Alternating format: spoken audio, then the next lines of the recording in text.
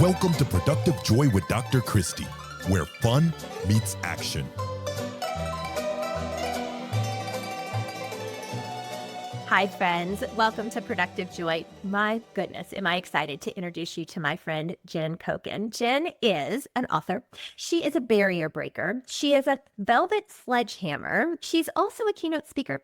She is not a pickleball player, very adamantly not. She is a theater nerd, however, and she volunteers with the tech team and gets to help put on local productions. And she's a self-proclaimed goofball. As a matter of fact, her and her partner did put on sumo suits and go to a national pillow fight in Washington, D.C. just for fun. And if she believes if it's not fun, she's not going to do it. And today she's our guest on Productive Joy. Welcome, Jen. Thank you so much for having me. I'm excited to have some fun. Me too. Okay, but let's clarify. Did you put on the sumo suits or are you going to?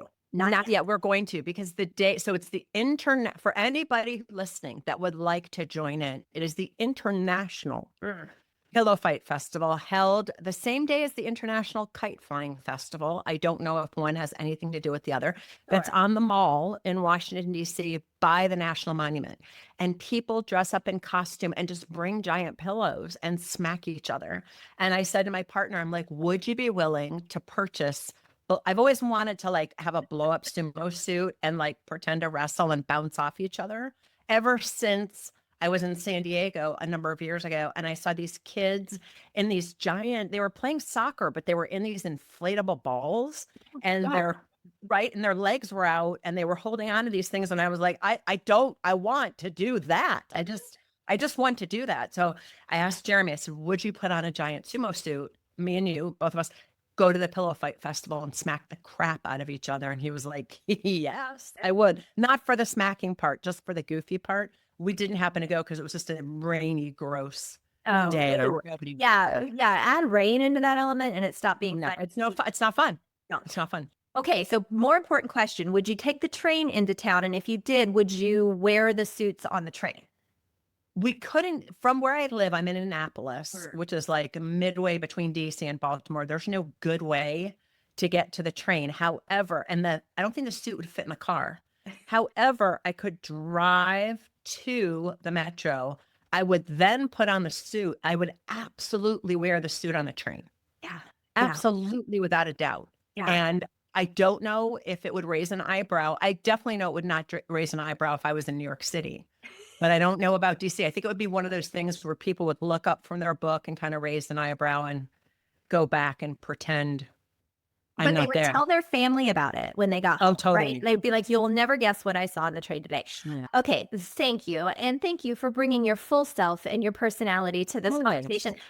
That's what I love about you, Jen. So you and I met during a RISE conference in Orlando and immediately hit it off because we both kind of live in the same circles, right? And we're talking about joy and we're talking about all of the control that we have over the uncontrollables that we don't realize we have. So let's begin at the beginning and tell me how you landed here, because this wasn't where you started your career, but this is where you are today. And then tell everybody what this is. Yes. So I started my career getting a master's degree in political campaign management and working in politics for about 25 years. I ran my first state rep race at the ripe old age of 21 in Southern Ohio. Yeah, I wrote the campaign plan. That was my master's thesis. And then ran the campaign. We lost, but she was a Vietnam War protester running in the Bible Belt of Ohio against a very man of faith. And, it was not, but we came very, very close. Now, interestingly enough, during that race, I became very disillusioned with politics in general of the electoral type. And I went to my advisor. I was like, what am I going to do? I just spent 4 years undergrad. This is going into I had one class to take, I think, to finish my graduate degree. What am I going to do? And she goes, well, there's these organizations that are grassroots groups, and 2 of them are interviewing. One was paying $9,000 a year. The other was paying $11,000 a year. I chose the one that paid more. Much to my father's chagrin. He was like, what are you doing? But I learned a ton. My first job was running a door-to-door door knocking campaign for the environment in New Jersey 7 days a week. I was like the post office, snow, rain, the whole thing. So I learned a lot about resilience, about dealing with no, about rallying people, galvanizing people, about the issues. And I went on from there to run a lot of different grassroots campaigns, start nonprofits, eventually made my way out to Colorado, ran for office, was the political director for a member of Congress. When I came back to the DC area, I was still working in that field. And my mother had passed away from ovarian cancer just a couple months before I had moved. Thank you. Back to DC. And, she retired from NASA. She was an educator. I come from a family of a lot of women who have gone first, like my mother. My aunt was an editor of math and science textbooks. My cousin was the first female statistician of the Navy. There's just a lot of women who have broken barriers in my purview. My great grandmother got divorced when my grandfather was 7 years old. It's just been an interesting history for me of the matriarchal. Yeah. And then my grandmother got divorced when my mother was 7. Interesting. As well. Yeah. And that was not very done back then. No, it was not done. And my great-great-grandmother was Orthodox Jewish and my great-great-grandfather was Italian Catholic. So she married the guy during a time when her family disowned her and then accepted her back. So imagine the fortitude that took, right? Yeah. Mother, God bless her, her life was about making a difference. She was an educator. She was leveraging NASA's science program and space program to entice inner city kids into being in math and engineering and science and train teachers. And I said to her, Mom, I said, I want your death to make a difference. Your life did. Let's have your death make a difference. Because we didn't know anything about ovarian cancer. When she was diagnosed, it wasn't even in my thought process, to tell you the truth. You hear about breast cancer a lot at that point. So it happened that the last campaigning job I had, I was laid off the day before my book came out about my memoir, about my mother's journey. And I'm telling you, I just sat back and said, is this a big sign for me? Is what I'm meant to do right and do comedy full time and speak about the issue of ovarian cancer and educate women and that sort of thing. So that's what I put my time into. And that lasted about 4 months. 2 things happened. One was I was reliving my mother's disease again and again, and it was not bringing me joy. It was bringing me down. It was impacting my nervous system. Second piece was I wasn't making any money. If you're publishing a book, it's there for credibility, unless you're a big name, unless you hire a big PR firm, and there's a way to game the system to be on the New York Times bestseller list. I was an Amazon bestseller, but that's 400 books sold, people, if you really want to know, I mean, it's a nice feather, but right. So my coach said to me, you got to start making money. Yeah. You think? That's a really good thing to say to me. While I was doing the work in politics, I also happened to be coaching for a big personal growth and development company. That was my second job. And I had been doing that 15 years, and I had left the year earlier because I was just seeking something different and distinct. But I had the pleasure of coaching almost 10,000 people during that time. And leading big seminars and seeing the potential of humanity and hearing things that would make the hairs on the back of your neck stand up. I mean, I've heard it all, right?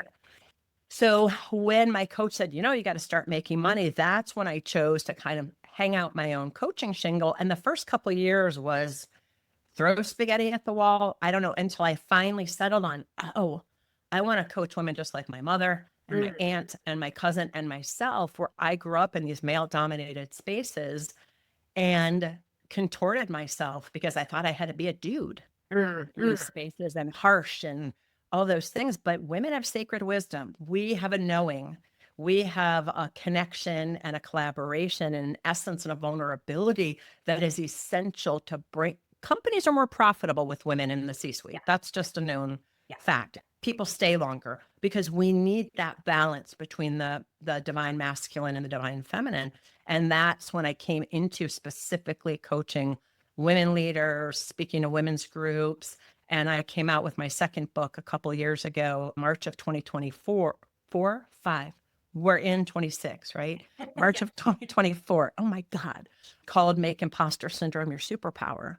Because what I found is it is not a deficit as people think. What I found through my own experience and then testing my thesis, as any good grad student would do, testing my thesis with my clients, is whatever that moment is that you cultivated your own expression of imposter syndrome, it's actually your superpower because you also, the brain's smart and it devised a way for you to succeed.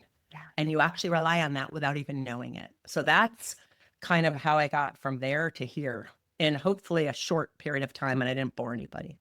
No, Jen, that was fascinating. And I love that you are standing on the shoulders of others, right? Those were family members, but also all of those people you coached and all of those people you interacted with, because you recognized that you had something to give them, but they also had something to give you. And that has turned you into this fabulous, fierce woman who is just, you're a force. So being in the same room with you, you're just, it's like a magnet, right? Like you draw people to you. And I know that's because you've put in the work. You've figured out the things that work for you. You lean into those, you lean away from the things that don't. You mentioned having women in the C-suite is just simply more profitable for organizations. And I believe that wholeheartedly. But imposter syndrome often does prevent women from going that route. So what would you say to those who are listening right now who might be in that space of, yeah, but I don't have the right credentials, or I don't deserve it, or I'm not sure, or whatever? What would you say to them to get them out of their heads? It's the same thing I tell my clients. Is it true? Is it true?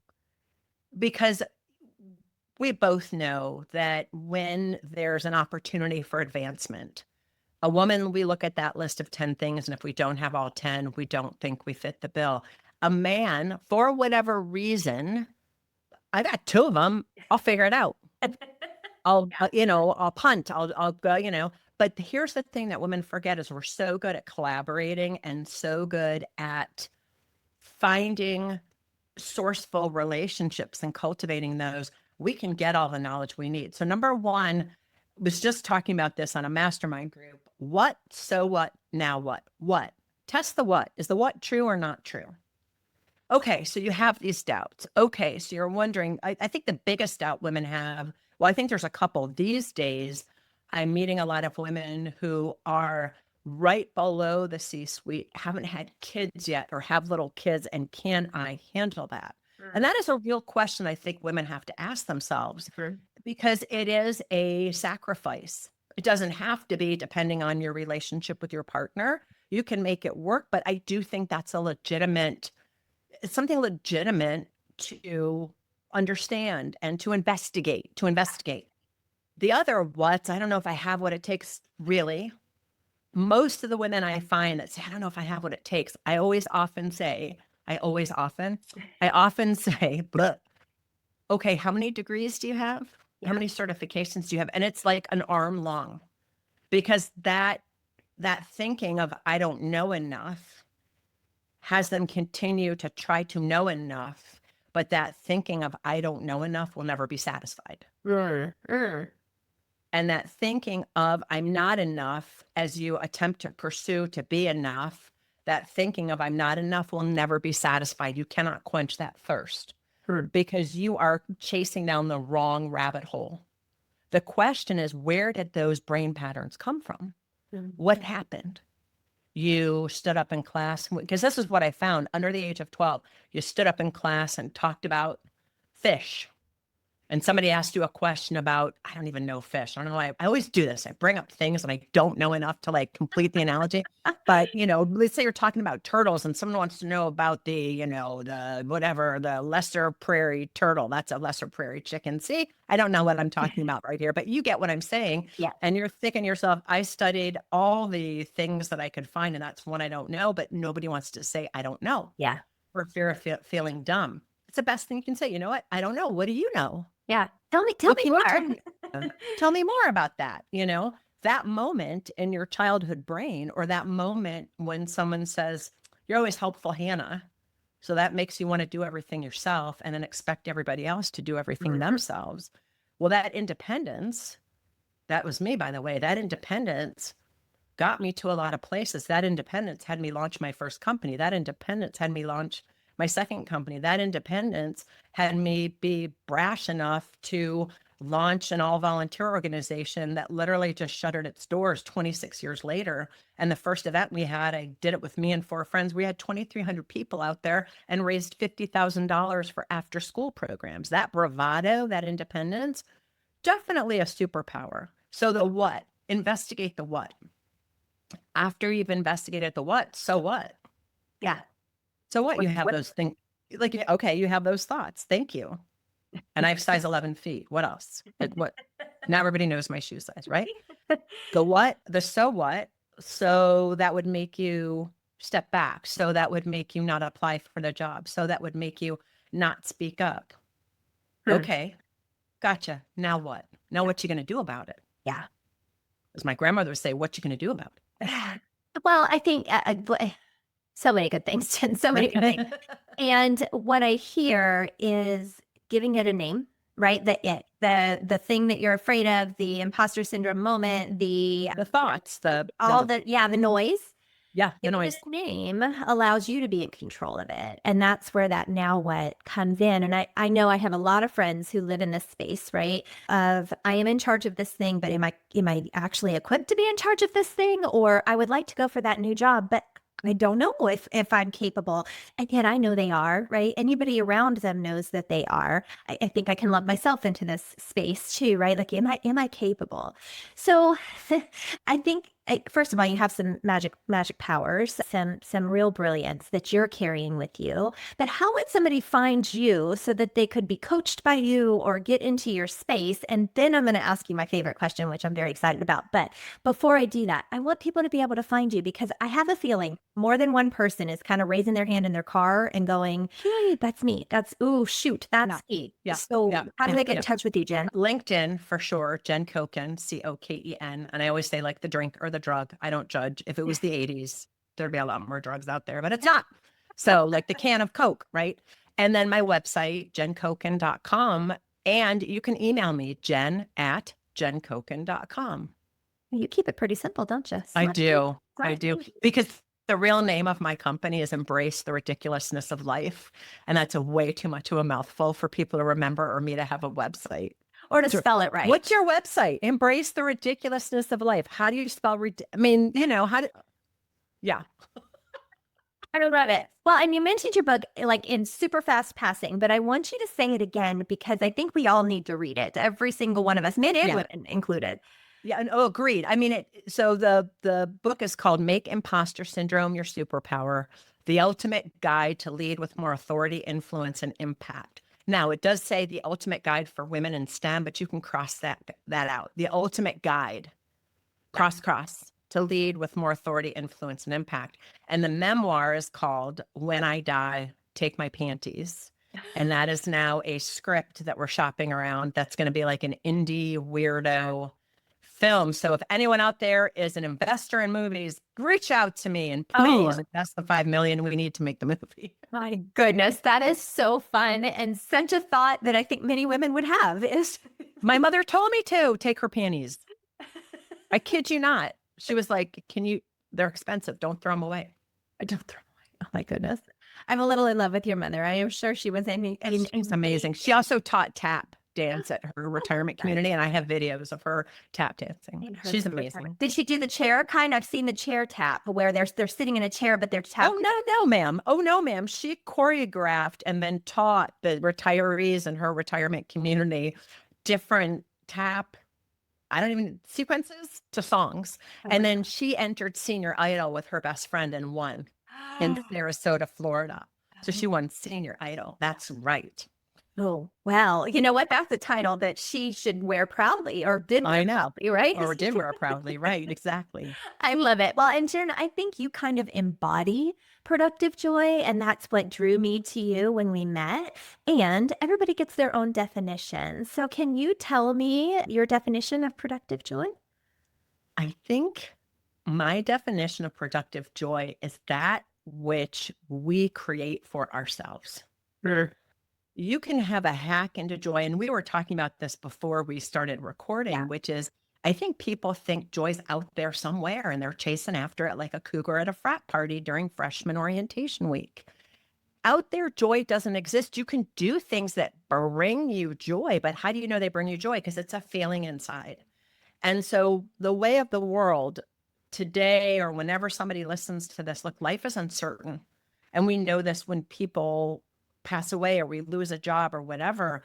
You can always anchor yourself in joy, and it's productive when you continue to make that your North Star and bring yourself back. Do something every day that brings you joy. It could be as simple as using a loofah on your skin when you're in the shower because you're like, ooh, that feels good once a week. It could be putting on your chapstick. I don't know. That could bring you joy. I have those socks that you put on that soften your feet. Those bring me a lot of joy. I can't really walk around the house in them because I'll slip and fall on my bum, but they bring me a lot of joy. Well, and I think what I just heard in that entire monologue was that we get to choose what brings us joy, and we get to decide if the little things are big enough to acknowledge. And so I had back-to-back meetings today, and I decided to take one of them outside because I was cold inside, and I'm like, I'm in Florida. It's hot. I could be outside. So I did. That was joy. I could have stayed in here and been miserable, right? Or not miserable, but just cold. Or I could take control. And I think what I'm seeing, and it's a very interesting time in life, right? And here we are midway through 2026.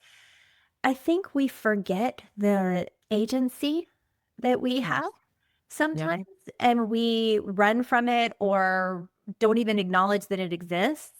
And then all of a sudden we go, wait, I picked that. I chose that, right? So what advice would you have for our listeners who haven't been choosing the joy that they have access to? What's a baby step or two they could take to shift into the recognition of finding the joy?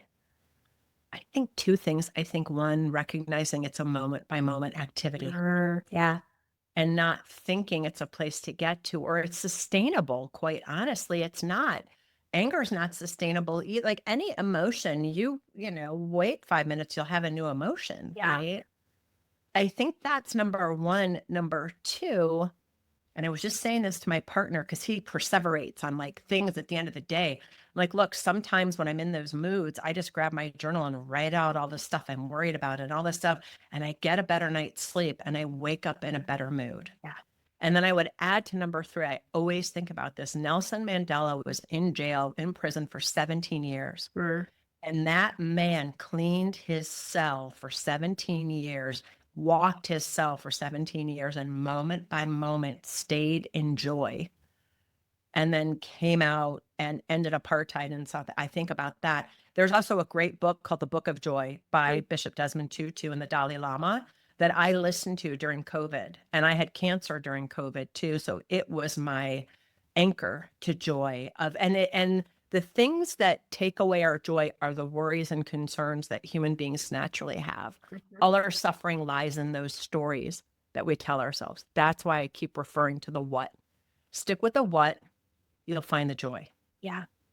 Well, so our pastor actually just talked about this week, and I feel like it's pertinent. So we can either rehearse the problems or recite the promise, right? Yeah. So when we rehearse the problems, when all that's going through our head is I can't and I didn't and I won't and this is bad, and then that's what we see. But when we shift to the promise of I get to, I choose to, I want to, it's a fully different life experience. Completely different. And what you're talking about, I call that a conscious act of rebellion. To rebel against the negativity bias of the brain. The average human has 50, 60,000 thoughts a day or more. 85% are negative. So we have got to intervene in our own mind. Left up to your own devices, you will consistently stay in that negative thought pattern, saying things out loud, having dialogue with others, being with people will break that up. You are full of wisdom and all things joy, as far as I'm concerned, Jen. And again, having been in your space, you're the kind of person that just you're able to say things in a way that people can hear. And that's a gift. Everybody isn't able to do that, right? We might all be saying exactly the same thing, but I'm going to choose to listen to you over somebody else because what you're saying resonates. So well done on so that. much. That means a lot to me. That is a total gift, a total gift. So my follow-up question with Productive Joy is, how do you help people create it? So 9/11 happened. I always tell a story. 9/11 happened. And when 9/11 happened, I happened to be doing a charity bike ride from Montreal to Portland, Maine. It was 550 miles over 7 days to raise money to support local agencies who were providing food for people with HIV and liver disease who couldn't go out and get their own food, who couldn't leave the house. And I arrived on September 10th or 9th. September 10th, we all went off and played. September 11th, we're getting ready to head back. And of course, I'm watching the second plane hit the building. And at that time, I was leading big seminars for this company. And my coach called me, or I called him. I'm like, I can't leave. I can't drive anywhere. There's no car rent. Like, everything's shut down. So they had to have someone come in and substitute for me on September 12th. I'm just going to say that guy, because I have a lot of choice words to say, decided to lead the content we had designed before 9/11 happened. He didn't give people space to share. He didn't give people space to commune. And I lived at the time outside of Washington, D.C. So F-14s, again, I use these analogies. I don't know what I'm talking about. We're buzzing the building. There was a plane that went into the Pentagon. There were people in my seminar that were missing that I did not know if they were dead or alive. Right. And he said no things about any of that. No things. No thing. Didn't acknowledge. I mean, I don't know if he just sort of, and he was a therapist. He was a psychiatrist at the time. I don't know if it was fear or he was processing his own stuff. I don't know the why. But when I returned to lead the next session, my coach said to me, he was like, where are you standing? Because we don't know what you're walking into. We don't know what's transpired since. We don't know how people are doing. I don't remember what happened. I'm sure I fielded a lot of phone calls that week. And I said to David, look, here's what I think. These guys chose to use their own life to fly a plane in the building for something they believed in. Not my cup of tea. But all I can think is that they didn't feel heard. Nobody was taking them seriously. And what if we had a world where we could actually hear each other, where we could actually acknowledge and own our differences, where we could, you were at church, I go to synagogue, but I can appreciate a person of faith and what's being said from the pulpit or the beam, or, we can find the commonalities. And what it came down to for me was, what if we had a world of people who are so at home with themselves, they didn't see a difference. And so that's the work I do with my clients. I'm returning them to themselves. There's nothing more I can add. And in fact, what I do is carve things away. Let go of those age-old brain patterns. Let go of what you think you ought to do or expected to do as a woman, as a sister, as a daughter. Let go of what you think society expects of you. And who are you really at your core? That's what's going to bring joy. And that's the question. That is a philosophical question since the beginning of time, is who am I? Right. And I think that's the most interesting question we can engage in. Not what do people think of me? What do I think of myself? But who am I really for myself when I'm in my heart, when I feel connected to source? Call it God, Bob, your dog, the universe. I don't care. We are source and we're all part of that divine energy, and we all incarnated for a purpose. And when we know who we are, we know what our purpose is for, and we can live a purpose-led life. Mic drop, friend. That was so well said. And that the beauty of that is we each get our own, right? Yes. So to go in and say, like, because my question was, how do you help people create productive joy? Well, that's going to look different for each and every one of the people that you are working with. Yep. And yet the commonalities are such that you can relate, right? Like you don't have to understand, but you can relate. And I think that's what I'm hopeful that our listeners hear today, is that we are all different, but those differences make us more alike than different, as long Mhm. as we honor them and we don't expect people to fit into the box that we understand or narrow who they are because we're afraid. Because I know I have encountered some leaders in my day who were afraid enough or insecure enough that that affected how they handled me and my coworkers. And I promised myself I wouldn't be that kind of leader. So thank you for creating the kind of leaders who are comfortable enough in their own skin to let people be who they're supposed to be. Yeah, you're welcome. Yeah, I've had those leaders too. Yeah, I think we all have. And then Yeah, I it's have. not so joyful, nor is it productive. So, but I could legitimately just keep talking, Jen, but I know that people would eventually stop listening. So, do you have time for some rapid fire questions? Yes, please. I love rapid fire Oh my gosh, questions. so fun. Okay, so question number one, speaking of, No, sorry, I don't know what it is. Go ahead. what is your definition of fun? God, because I always say if it's not fun, I'm not going to do it. Right. If I am laughing, if the people around me are laughing, and we're generally enjoying each other's company and whatever it is we're doing, even if we don't like the task, can we have fun while we're doing it? I don't know. I always say, like, if you ask me to dig a ditch, if we're having fun doing it, I will ditch dig all day long. And I don't know why I keep saying ditch digging, but there it is. And it's kind of a fun alliteration. It's hard to say ditch digging. Ditch digging, Ditch, ditch be real digging. careful because I think, Yeah. yeah, you might Oh, miss yeah, that yeah, yeah. eventually. Um, how do you know that you're showing up as your authentic self? So I want to say two things about this. If you Google how to be an authentic leader, there's 133 million hits or Mm. 233 million hits. I know it's gross. People are looking in the wrong direction. How I know when I'm showing up as my authentic self is I feel at home with myself. I don't always know in the moment when I'm putting on a front, but afterwards I think to myself, oh, that was gross. Mhm. Oh, you shouldn't have said that. For example, it was a really rainy, yucky weekend here.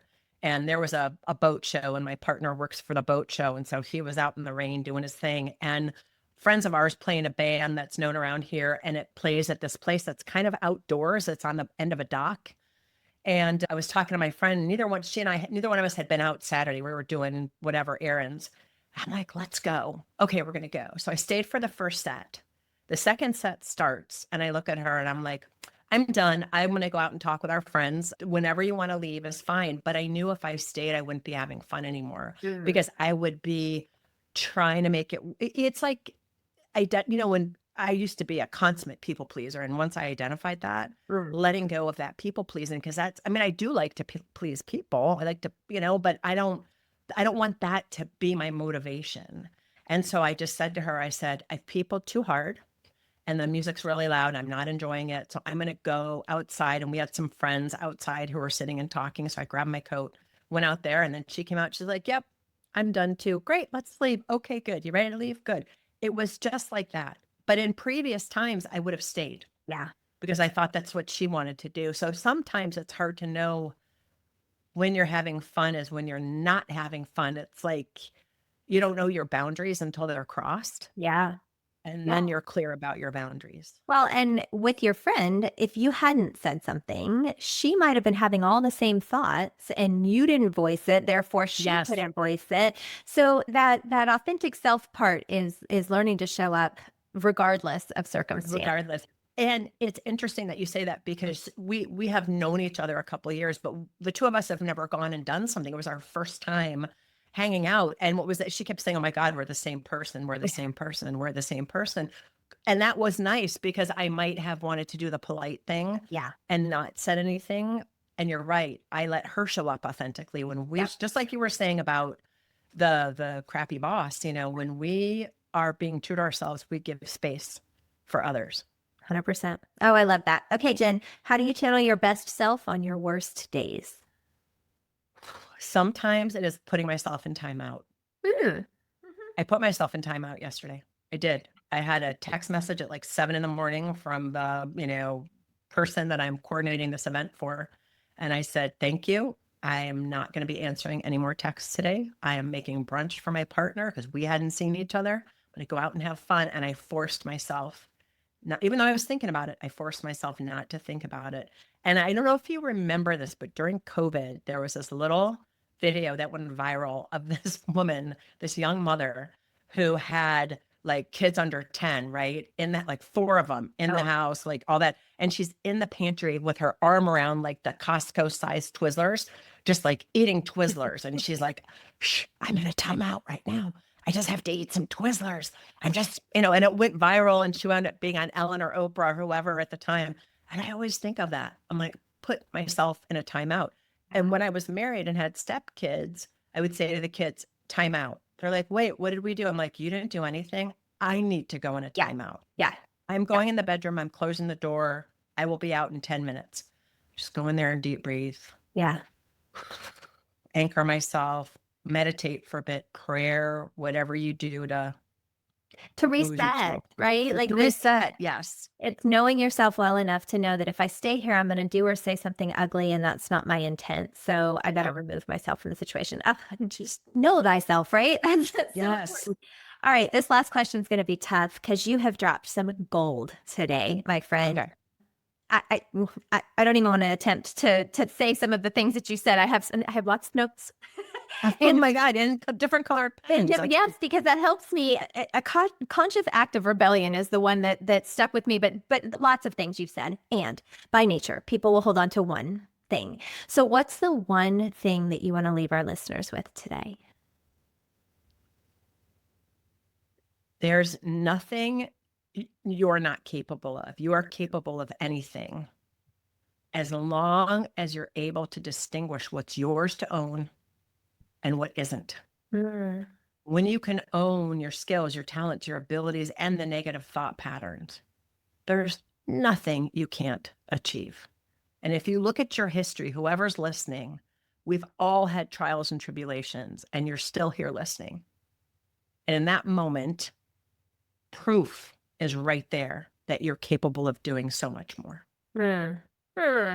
Jen, that was so well said. Everything you said was so well said. And listeners, you just got You a make it easy. masterclass. You Well, make it easy. that's because you have all the wisdom in here, and you were just able to share it with us so beautifully. So thank you for being a guest today. You are so welcome. It is my pleasure. I'm so glad that I met you at Rise, and so glad that our worlds intertwined. And thank you so much for having me on your podcast. I really appreciate you so much. It was just plain fun. And listeners, now I need you to do something, because you know that otherwise this was just entertaining, and that's not my goal. My goal is that you use something that you heard today so that you can create your own productive joy. So today, my challenge to you is to figure out a way to turn fun into action.